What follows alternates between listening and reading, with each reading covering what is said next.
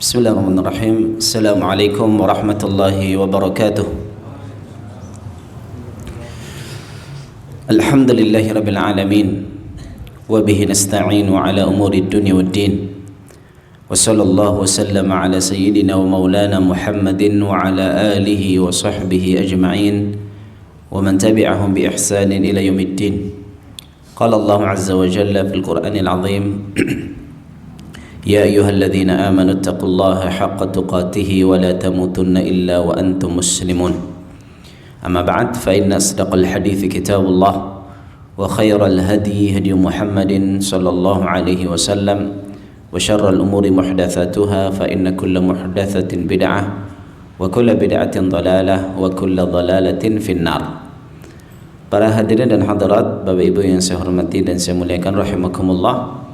Alhamdulillah, tiada henti-hentinya kita memuji dan bersyukur kepada Allah Azza wa Jalla atas limpahan kenikmatannya kepada kita semuanya, sehingga pada malam hari ini Allah kembali kumpulkan kita di salah satu majelis ilmu, salah satu majelis zikir, majelis yang di dalamnya menjadikan kita ingat kepada Allah Azza wa Jalla, dibacakan ayat-ayat Al-Quran dan juga hadis-hadis Nabi Sallallahu Alaihi Wasallam. Kita berharap dengan duduknya kita di majelis zikir ini menjadi sebab diampuninya dosa-dosa kita semuanya. Amin. Bapak Ibu sekalian rahimani wa rahimakumullah, pada malam hari ini kita akan membahas satu ayat saja atau dua ayat maksimal dari ayat mudayanah atau dikenal dengan ayat hutang, yaitu surah Al-Baqarah ayat 282. Ayat hutang ini Bapak Ibu sekalian adalah ayat terpanjang di dalam Al-Quran. Kalau di dalam Al-Quran cetakan Madinah itu satu halaman full, satu ayat satu halaman full. Ayat yang paling panjang di dalam Al-Quran adalah ayat yang berbicara tentang hutang. Ya, semoga motivasi kita untuk datang ke sini bukan karena banyaknya hutang atau ingin cari hutangan, ya, tapi karena kita ingin mentadaburi kalamullah, ucapan Allah Azza wa Jalla, mengambil faedah-faedah darinya. Bapak Ibu sekalian, para ulama menyebutkan kenapa ayat hutang menjadi ayat yang paling panjang di dalam Al-Quran. Ada banyak alasan dan banyak hikmah disebutkan oleh para ulama, di antaranya karena ayat hutang ini, hutang secara umum itu kaitannya dengan hak manusia, sehingga hak manusia ini urusannya berat. Kalau hak terkait dengan Allah, Allah Maha Pengampun, Allah Maha mengampuni hamba-hambanya. Tapi kalau hubungannya dengan manusia, maka ini urusannya menjadi berat. Kalau tidak selesai, tidak dibayar di dunia, maka dia akan tagih di akhirat, dia akan tuntut kelak di akhirat. Ya, ini menunjukkan Bapak Ibu sekalian bahwa ayat atau pembahasan seputar hutang ini adalah pembahasan yang tidak ringan, pembahasan yang berat, pembahasan yang penting di dalam agama kita. Dan demikian Nabi alaihi salatu wassalam di dalam hadis-hadisnya, ya, menjelaskan bahwa hutang itu bisa menjadi salah satu jalan menuju surga atau jalan kebinasaan di dunia dan di akhirat.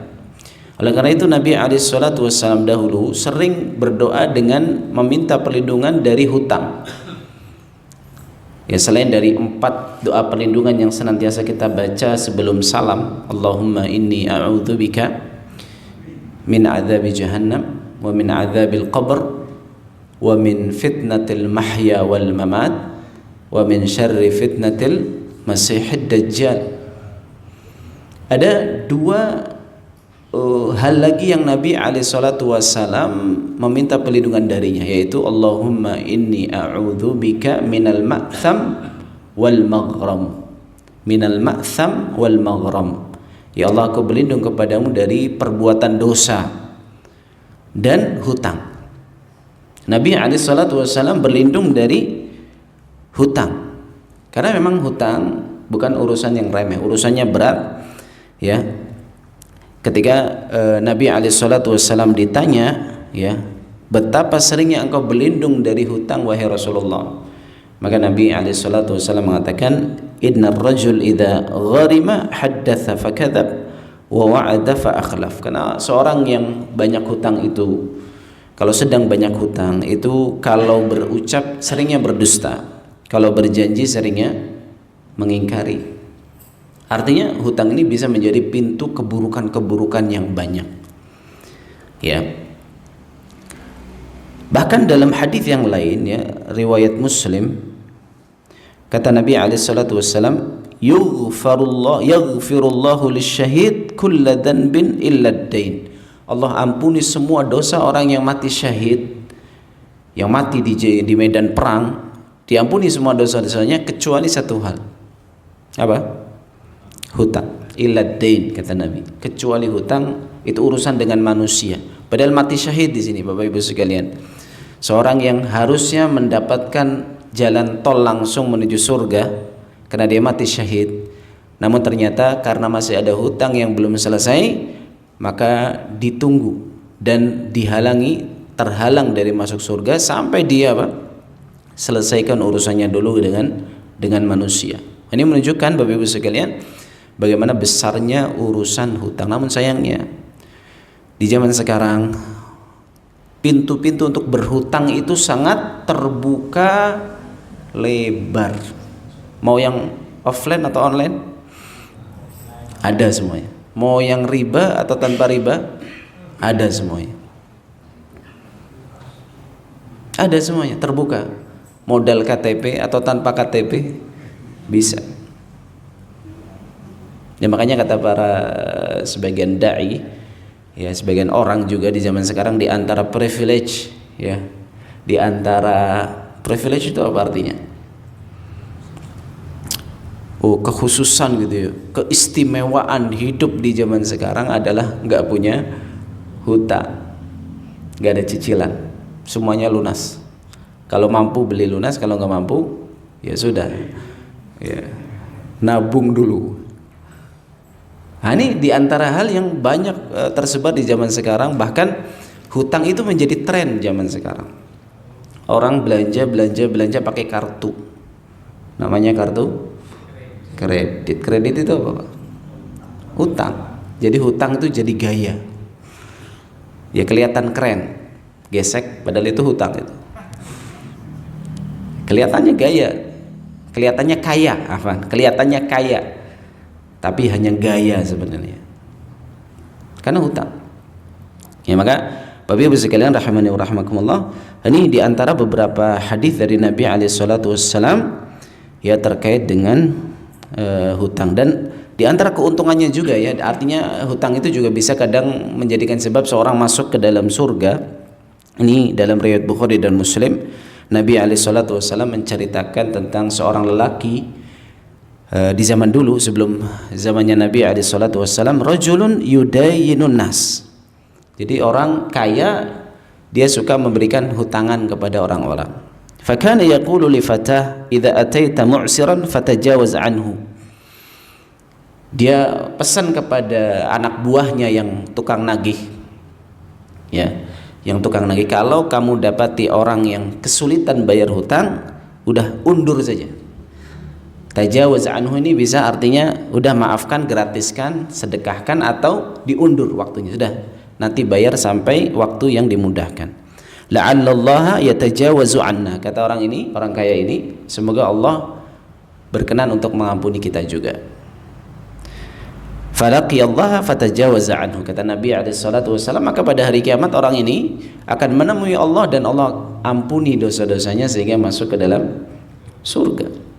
Artinya hutang ini bisa menjadikan seorang binasa, bisa juga menjadikan seorang mendapatkan kedudukan yang tinggi, ya, kedudukan yang tinggi di sisi Allah Azza wa Jalla. Man andhara mu'siran aw wada'a anhu adallahu Allahu fi dhillih. Hadis riwayat Muslim, Nabi SAW mengatakan, siapa yang memberikan tangguh kepada orang yang hutang dan sedang kesulitan, tidak mampu bayar, maka ditangguhkan, diundurkan, atau digratiskan, disedekahkan, maka Allah akan berikan dia naungan dari naungannya pada hari kiamat. Ya, banyak keutamaan-keutamanya, namun juga banyak ancamannya. Nabi alaihi salatu wasallam juga mengatakan, man akhadha amwalan nas yuridu ada'aha addallahu anhu. Siapa yang pinjam harta manusia dan dia berniat untuk mengembalikan, Allah bantu. Wa man akhadhaha yuridu itlafaha atlafahullah. Namun siapa yang meminjam harta orang lain namun dia berniat buruk, maka Allah akan hancurkan dia di dunia dan juga di akhirat.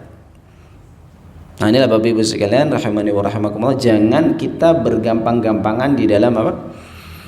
Berhutang. Sampai sekarang Bapak Ibu sekalian, saya pernah ketemu dengan ibu-ibu, daster aja hutang. Kredit, Pak. Kredit kan hutang. Daster, ada sandal, ada panci, Pak ya. Ada ember, subhanallah. Artinya itu bukan barang-barang yang dia darurat gitu, bukan sesuatu yang kalau nggak ada bisa repot hidupnya karena pakainya masih banyak. Nauzubillah min dzalik. Maka ini di antara hal yang perlu untuk kita dakwahkan, kita sebarkan kepada manusia, bahwa di zaman sekarang adalah zaman di mana pintu hutang itu dibuka lebar. Kadang orang masuk ke dalamnya dalam keadaan bermudah-mudahan atau bahkan belum tahu hukum-hukum terkait dengan hal tersebut, sehingga bisa terjatuh ke dalam kebinasaan. Makanya Nabi SAW tadi berdoa apa? Allahumma inni a'udzubika minal ma'tham wal maghram. Minal ma'tham wal maghram. Ya Allah, aku berlindung kepadamu dari dosa dan juga dari hutang.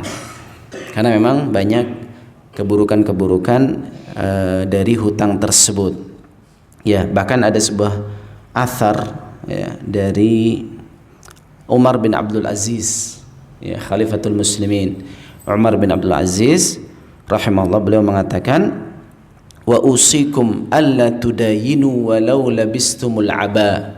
Aku wasiatkan kepada kalian, jangan berhutang meskipun hidupmu sulit.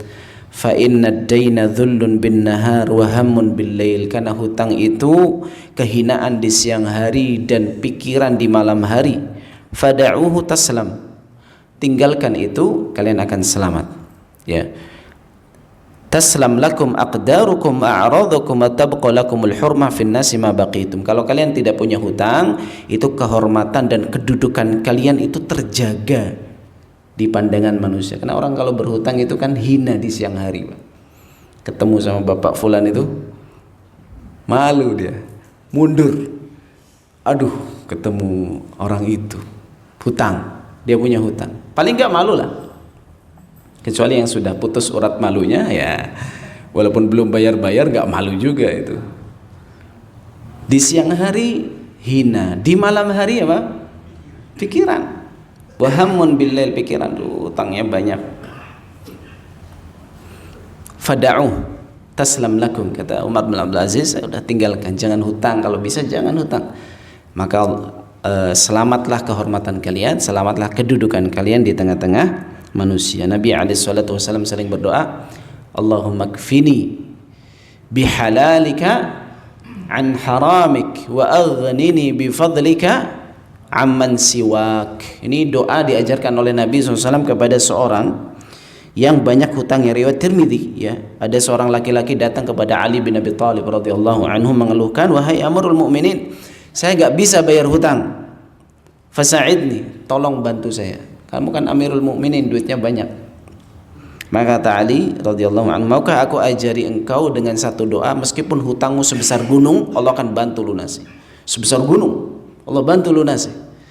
Maka diajarkanlah doa ini dari Nabi SAW, Allahumma kfini bihalalika an haramik. Ya Allah, cukupkan aku dengan yang halal saja, supaya aku tidak mendekat dengan hal-hal yang haram. Wa aghnini bifadlika amman siwak, dan cukupkanlah aku dengan karuniamu, dengan rizki yang kau berikan kepadaku, dari meminta-minta kepada orang lain selain engkau. Tolong cukupkan saya dengan harta yang halal, supaya aku tidak mendekat kepada harta-harta yang haram, dan karuniakanlah aku kecukupan sehingga aku tidak minta kepada selain engkau. Allahumma kfini bihalalika an haramik wa aghnini bifadlika amman siwaka. Nah, ini perlu dihafalkan, nanti bisa di googling, kalau yang belum hafal dicari, dihafalkan. Ya. Yang sudah punya utang semoga cepat lunas, yang belum punya hutang supaya tidak punya hutang, tidak berhutang. Masya Allah. Saya mau tanya siapa yang nggak punya hutang di sini, saya agak khawatir. Insya Allah nggak ada Pak, nggak punya hutang ya. Alhamdulillah, alhamdulillah ya Allah. Subhanahu wa taala berikan kepada kita semuanya kecukupan lah, supaya tidak berhutang. Baik, Bapak Ibu sekalian, rahimani wa rahimakumullah. Ayat tentang hutang ya, ayat surah Al-Baqarah ayat 282. Syekh Sa'di rahimahullah dalam tafsirnya menyebutkan 37 pelajaran ya. Sudah angkai semua Pak, tapi kayaknya nggak cukup kalau pertemuan malam hari ini karena 37 pelajaran ya. Kita akan ambil pelajaran-pelajaran yang paling penting dulu. Kita baca ayatnya dulu Bapak Ibu sekalian. Mungkin Bapak Ibu bisa lihat juga di surah Al-Baqarah ayat 282. Allah Azza wa Jalla mengatakan, A'udzubillahi minasyaitonir rajim, ya ayyuhalladzina amanu idza tadayantum bidainin ila ajalin musamman faktubuh. Wahai orang-orang beriman, jika kalian hendak bermuamalah secara tidak tunai atau hutang sampai waktu yang ditentukan, maka tulislah hutang tersebut. Wal yaktub bainakum katibun bil adl, dan hendaklah yang menulis itu adalah seorang yang adil, seorang yang tidak fasik. Wala ya'ba katibun ay yaktuba kama 'allamahu Allah, dan janganlah penulis itu menolak untuk menulisnya karena Allah telah mengajarkan dia tulis menulis. Falyaktub wal yumlil ladzi 'alaihi al-haqq wal yattaqillaha rabbah, maka hendaklah dia tulis dan hendaklah orang yang berhutang itu mengimlakkan atau mendiktekan kepada orang yang nulis ya apa yang seberapa besar dia hutangnya dan kapan dia akan lunasi ya. Waliyattaqillaha rabbah, dan bertakwalah dia kepada Allah, wala yabkhas minhu syai'a ya. Waliyattaqillaha rabbah wala yabkhas minhu syai'a, jangan kurangi sedikit pun dari tulisan tersebut. Fa in kana alladhi 'alaihi al-haqqu safihan aw dha'ifan aw la yastati'u an yumilla huwa falyumlil walihu bil 'adl. Kalau orang yang punya hutang tadi tidak bisa mengimlakkan, tidak bisa mendiktekan karena dia safih ya, masih kecil atau au dha'if atau dia lemah atau tidak bisa untuk mendiktekan, maka falyumlil walihu bil 'adl, walinya lah yang mendiktekan ya, wali yang adil. Wastashhidu syahidaini min rijalikum, dan persaksikanlah oleh 2 orang lelaki ya, kalau mau hutang dipersaksikan. Fa in lam yakuna rajulaini farajulu wa imra'atani mimman tardawna minasy syuhada, kalau tidak ada 2 orang lelaki maka 1 lelaki dan 2 perempuan dari saksi yang kalian ridhoi. Antadilla ihdahuma fatudzakkira ihdahuma al-ukhra, kalau seandainya salah satunya lupa maka yang lain mengingatkan. Ini fungsi kenapa Allah jadikan 2 saksi. Wala ya'bas syuhada'u idza ma du'u, dan para saksi ini kalau dipanggil jangan menolak ya, kalau dibutuhkan jangan menolak. Wala tas'amu an taktubuhu saghiran aw kabiran ila ajalih, dan jangan kalian bosan untuk menulis hutang itu kecil atau besar sampai waktu yang ditentukan. Ini sebagai penekanan dalam menuliskan hutang. Dzalikum aqsatu 'indallah, itu adalah suatu yang lebih adil di sisi Allah, wa aqwamu lisyahadah, dan lebih bisa menegakkan syahadat persaksian, wa adna alla tartabu, dan lebih rendah supaya lebih jauh dari keraguan, supaya yakin hartanya berapa yang dihutangkan. Illa an takuna tijaratan hadiratan tudirunaha bainakum, kecuali kalau kalian bermuamalah dengan perdagangan tunai, maka tidak harus ada saksi ya. Wa ashhidu idza tabayatum, dan persaksikanlah jika kalian melakukan akad jual beli. Wala yudarra katibu wala syahid ya, dan tidak saling memudaratkan baik yang menulis atau yang menjadi saksi. Wa in taf'alu fa innahu fusuqum bikum, kalau jika kalian lakukan itu maka itu adalah perbuatan maksiat. Wattaqullaha wa yu'allimukumullah, bertakwalah kalian kepada Allah dan Allah akan mengajari kalian. Wallahu bikulli syai'in alim, dan Allah Maha mengetahui segala sesuatu. Ini adalah Bapak Ibu sekalian, ya, satu ayat yang panjang, ya, satu ayat yang panjang, satu halaman, 15 baris kalau di dalam mushaf Madinah. Banyak sekali pelajaran yang bisa kita ambil dari ayat ini Bapak Ibu sekalian. Di antaranya bolehnya berhutang. Kata Syekh Sa'di, jawazul muamalat fid duyun. Ya, bolehnya berhutang. Ya, bolehnya berhutang. Namun kalau kita perhatikan dari dalil-dalil yang ada, bolehnya berhutang ini kalau butuh. Karena tadi banyak ancaman-ancaman orang yang bermudah-mudahan di dalam berhutang. Ya, dia menjadi penghalang masuk surga, dia menjadi orang yang dibinasakan oleh Allah Azza wa Jalla ketika dia tidak punya konsekuensi terhadap hutang tersebut. Sehingga bolehnya berhutang ini kalau ada kebutuhan. Ya, kalau tidak ada kebutuhan maka hukum asalnya seorang tidak perlu untuk berhutang, tidak perlu untuk berhutang. Ya, dan hutang ini Bapak Ibu sekalian, ini adalah sebagai solusi ya dari permodalan yang haram. Makanya ayat hutang ini kalau kita perhatikan di dalam Al-Qur'an itu disebutkan setelah ayat riba.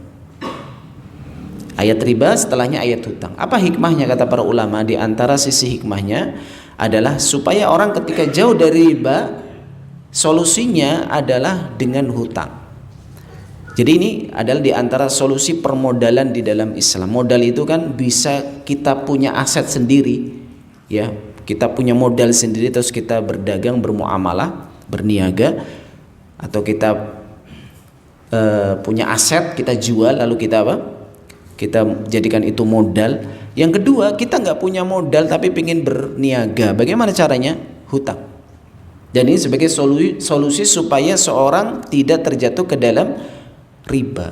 Nah, sekarang pertanyaannya gini Bapak Ibu sekalian.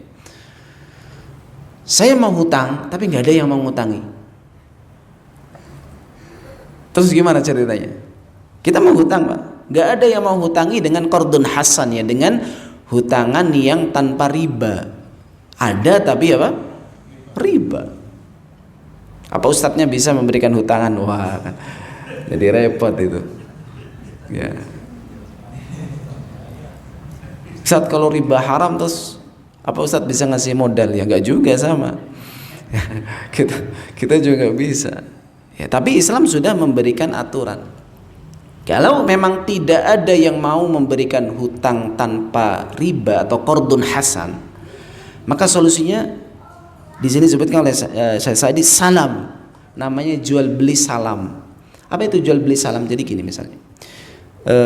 Dia seorang petani, ya, dia butuh modal untuk bertani.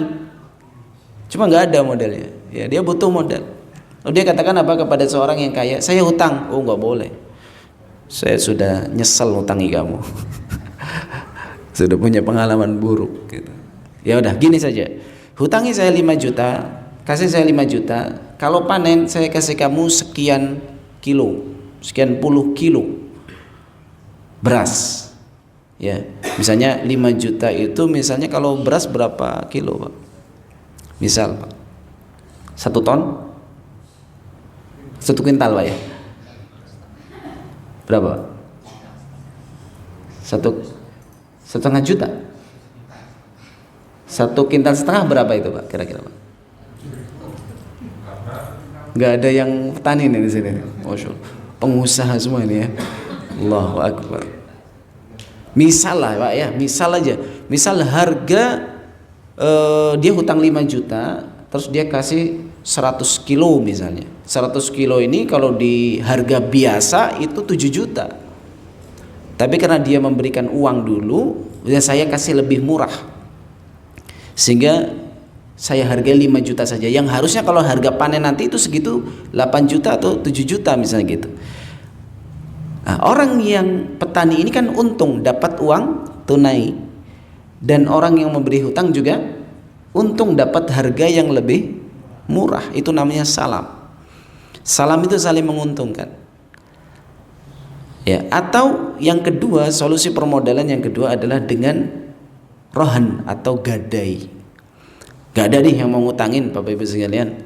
Lalu kita apa? Gadai. Ini saya punya sertifikat, saya hutang 50 juta. Saya gadaikan sertifikat tanah saya harganya 100 juta. Ya, kalau tanggal sekian saya nggak bisa bayar, maka silakan jual tanah itu, sisanya kembalikan, jangan dibawa kabur. Ya, sisanya kembalikan. Misalnya dijual, harganya tanah ini 200 juta, maka diambil 50 juta, 150-nya dikembalikan kepada orangnya, pemiliknya. Itu namanya solusi permodalan di dalam Islam. Makanya di sini Allah Azza wa Jalla sebutkan ayat tentang hutang ini setelah ayat riba, supaya orang jauh riba itu. Jadi gini Bapak Ibu sekalian, Islam itu atau Allah Azza wa Jalla ketika mengharamkan suatu muamalah, suatu hal, pasti banyak gantinya, pasti. Sehingga orang nggak butuh kepada suatu yang haram. Itu suatu yang harus kita yakini ya Bapak Ibu sekalian. Hal yang harus kita yakini bahwa kita itu nggak butuh kepada sesuatu yang haram. Kenapa nggak butuh? Karena Allah berikan opsi-opsi yang banyak sebagai ganti dari yang haram tersebut. Allah haramkan riba, gantinya banyak permodalan itu. Bisa tadi dengan salam, bisa dengan gadai rohan, bisa dengan kafil.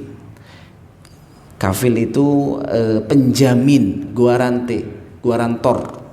Ya, jadi saya mau pinjam, ini penjamin saya. Ini kalau saya nagih yang saya nggak punya uang, silakan tagih ke dia. Dia yang akan bayar. Ini orang kaya juga dan dia berbuat baik. Ini banyak lah. Allah Azza wa Jalla haramkan zina, maka Allah perintahkan untuk menikah. Kalau kurang, nikah lagi. Kurang lagi, nikah lagi. Teorinya, ya kan, teori kan nggak apa-apa Pak ya. Prakteknya ya sesuai kemampuan. Ya. Gitu. Allah Azza wa Jalla haramkan apa lagi misalnya? Minum khamr. Allah haramkan khamr. Allah halalkan minuman banyak. Nabidh, ya, kurma yang tidak air rendaman kurma yang tidak lebih dari 3 hari. Allah haramkan misalnya judi, ya, maka Allah halalkan jual beli, ya, dan seterusnya. Banyak hal-hal yang menjadikan kita itu tidak butuh kepada suatu yang, dan itu harus suatu hal yang perkara yang harus kita yakini Bapak Ibu sekalian, bahwa kita nggak butuh kepada yang haram, ya.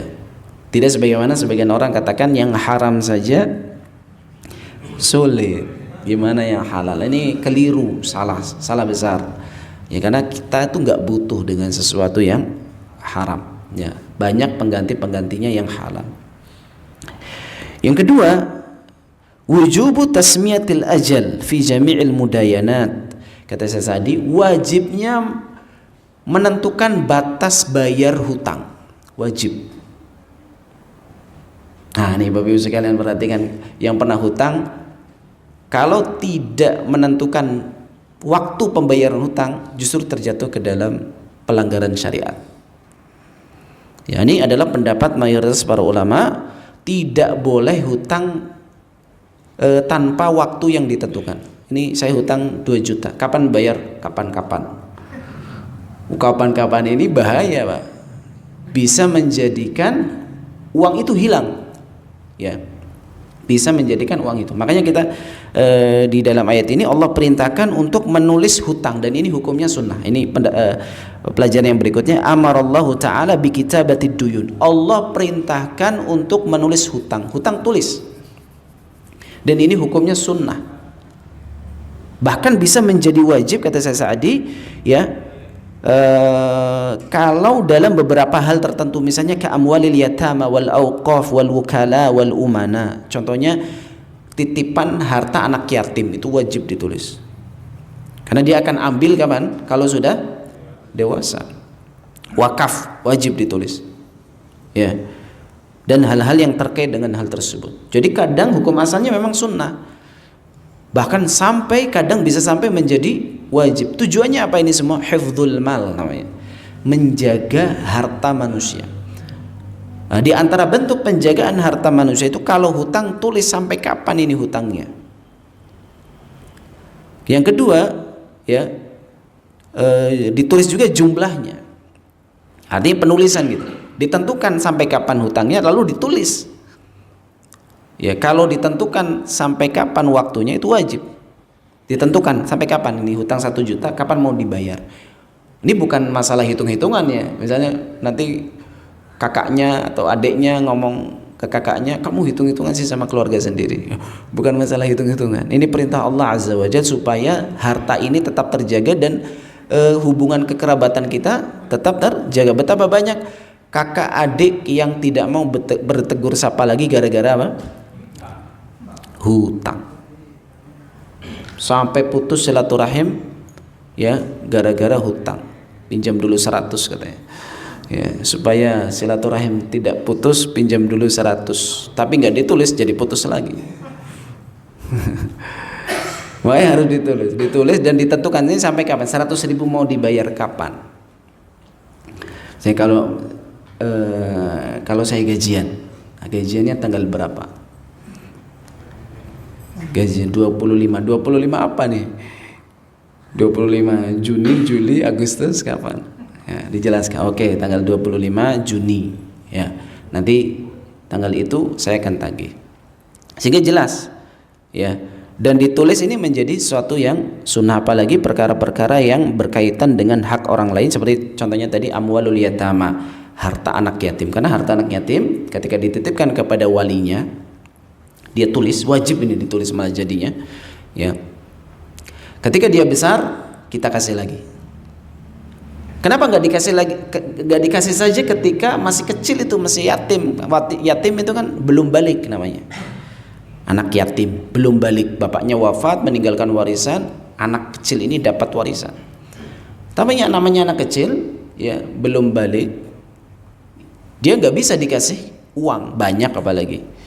Makanya Allah Azza wa Jalla bahkan melarang, wala tu'tus sufaha'a amwalakumul lati ja'alallahu lakum qiyamah. Jangan kasih orang-orang bodoh harta.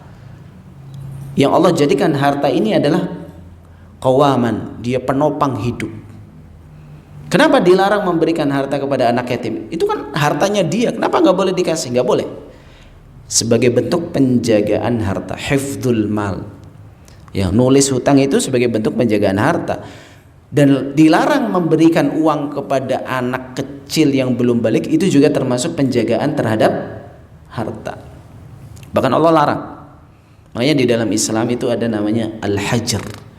Dalam pembahasan fikih itu orang yang dilarang memakai uangnya sendiri. Orang yang dilarang memakai uangnya sendiri, gak boleh dipakai uangnya. Namanya apa? Hajr, mahjur. Contohnya ada 2 hal. Anak kecil yang belum balik gak boleh dikasih uang, karena dia akan pakai uang itu kepada perkara-perkara yang mungkin gak bermanfaat atau bahkan idha'atul mal, menyia-nyiakan harta. Yang kedua adalah orang yang pailit, bangkrut, itu gak boleh memakai uangnya sendiri, gak boleh. Bangkrut itu definisinya dalam istilah fikih adalah yang utangnya lebih banyak daripada asetnya, itu namanya bangkrut, pailit. Gak boleh lagi bermuamalah dengan hartanya. Nah, ini pentingnya apa? Menjaga harta dengan ditulis tersebut. Ya. Berikutnya,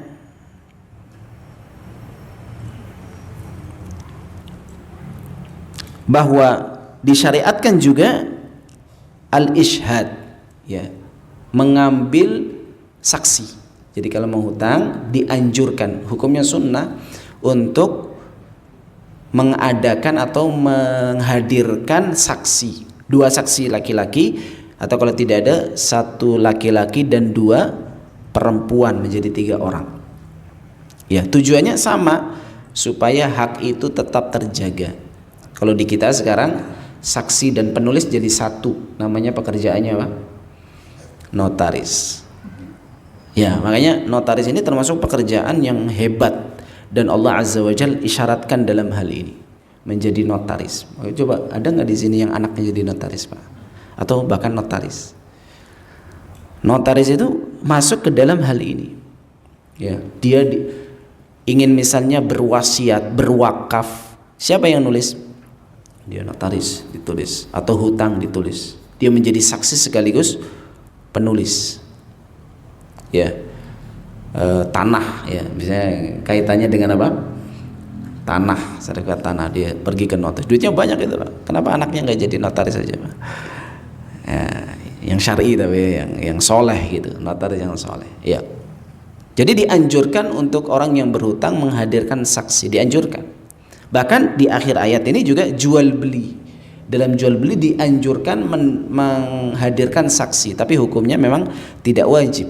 Karena Nabi SAW pernah membeli barang dari salah satu sahabat tanpa ada saksi, yaitu untanya Jabir radhiyallahu anhu. Nabi SAW membeli untanya tanpa ada saksi. Artinya Nabi melakukan jual beli tanpa ada saksi. Nah, maka hukumnya tidak wajib. Tapi kalau ada wajib ini sebagai kalau ada saksi ini juga sebagai bentuk apa? Menjaga harta seseorang. Yang berikutnya wujubul i'tiraf bil huquqil jaliyah wal huquqil khafiyah wa anna dzalika min a'zami khisalit taqwa. Jadi di antara hal yang menjadikan hak itu tertunaikan kepada pemiliknya adalah yang disebut dengan al-i'tiraf atau al-iqrar, pengakuan. Ini kan Allah Azza wa Jalla sebutkan di dalam Al-Baqarah 282 ini, ya, Allah katakan falyaktub wal yumlil ladzi 'alaihi al-haqqu. Maka tulislah, dan orang yang punya hutang silakan dia diktekan. Artinya ngaku kalau dia punya hutang. Namanya iqrar. Ya, mengaku, dan mengaku ini adalah salah satu bentuk untuk isbat, untuk penetapan hukum, mengaku namanya. Misal datang kepada Nabi SAW seorang wanita mengatakan, ya Rasulullah, saya berzina. Ngaku namanya, iqrar. Nabi SAW yang pertama kali dia mengaku, Nabi berpaling. Barangkali orang ini gila atau sedang ada masalah apa gitu, pingin bunuh diri, atau Nabi berpaling. Sampai ngomong lagi, ya Rasulullah, saya hamil berzina. Maka kata Nabi SAW, lahirkan dulu anaknya. Anak-anaknya nggak berdosa sampai lahir. Datang lagi nanti kalau sudah. Datang lagi Pak. Sudah lahir, datang lagi. Ya Rasulullah, ini anaknya sudah lahir, tolong bersihkan saya karena berzina. Rajam. Maka kata Nabi, susui dulu sampai 2 tahun. Ya, maka setelah 2 tahun datang lagi kepada Nabi alaihissalam. Saking jujurnya dalam bertaubat. Berapa tahun itu berarti? Hamil 1 tahun, menyusui 2 tahun, 3 tahun. Baru Nabi alaihissalam tegakkan rajam kepada perempuan tersebut. Kata Nabi, laqad taba taubatan law wuzi'at ala ahli Madinah lawazi'athum. Dia sungguh telah bertobat dengan tobat yang sangat besar. Kalau dibagi kepada semua penduduk Madinah, cukup semuanya. Besar sekali tobatnya, luar biasa. Berapa tahun dia kekeh, bolak-balik pengen dibersihkan. Namanya iqrar, ngaku. Tapi memang kalau seorang sudah berzina, ya naudzubillah min dzalik, semoga Allah jauhkan kita dari perbuatan tercela tersebut. Kalau sudah berzina dan di satu wilayah tidak ditegakkan hukum tersebut, sudah minta saja ampun kepada Allah, satr, ditutupi. Sudah minta, ya Allah ampuni saya sudah berbuat kesalahan, saya minta ampun. Sudah. Karena ngomong juga tidak ada fungsinya, kan nggak ada hukum rajam, nggak ada di daerah tersebut. Nggak boleh seorang, ya udah, ayo kita rajam. Ya, nggak boleh, haram. Itu adalah hak siapa? Waliul amr, pemimpin kaum muslimin. Itu haknya pemimpin kaum muslimin. Ya. Sehingga kalaupun seorang tidak pernah terjatuh ke dalam kesalahan dan ingin mengakunya, cukuplah mengaku di hadapan Allah Azza wa Jalla dengan meminta ampun. Itu kewajiban seorang yang sudah pernah berzina, dia sudah minta kepada Allah agar diampuni dan ditutupi dosa-dosanya. Ya. Ada namanya iqrar yang lain adalah iqrar bihuquqil adamiyyin. Mengaku karena dia punya hak atau dia punya tanggungan kepada orang lain. Ya, dan ini iqrar ini bisa sampai hukumnya wajib. Contohnya orang yang mau wafat, dia harus mengatakan dan mengakui hutangnya kepada siapa saja. Maksudnya hutang itu dia punya tanggungan ya. Dia punya tanggungan kepada, tolong saya punya hutang kepada si fulan sekian, si fulan sekian, si fulan sekian, si fulan sekian, si fulan sekian. Supaya apa? Supaya hak-hak itu tertunaikan kepada pemiliknya. Jangan sampai dia mati, tiba-tiba setelah mati anaknya